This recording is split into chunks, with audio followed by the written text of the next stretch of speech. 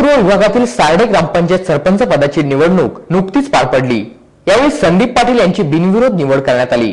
दरम्यान उपस्थित मान्यवरांनी संदीप पाटील यांचे अभिनंदन केले। उरण पूर्व विभागातील सार्डे ग्रामपंचायत सरपंच पदाची निवडणूक शुक्रवारी पार पडली। या निवडणुकीत संदीप पाटील यांची बिनविरोध निवड करण्यात आली।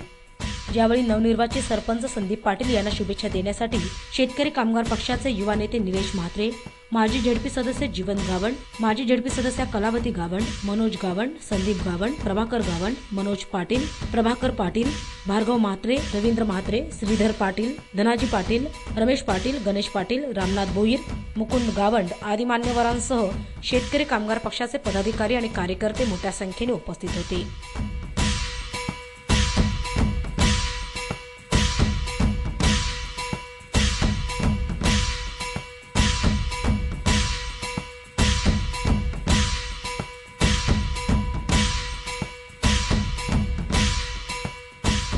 यावेळी निलेश म्हात्रे यांनी नवनिर्वाचित सरपंच संदीप पाटील यांना पुढील वाटचालीसाठी शुभेच्छा दिल्या। संदीप पाटील, तुमची लोकप्रियता काय वेगळीच आहे। आज ज्या पद्धतीने मिरवणूक निघाली आणि जो इथं जमाव जमलाय, असं वाटतं आपण फार मोठी निवडणूकच जिंकलोय आज। तुमची लोकप्रियता अशीच दिवसेंदिवस वाढत राहो। शेतकरी कामगार पक्ष आपल्या मागे सदैव उभा राहील।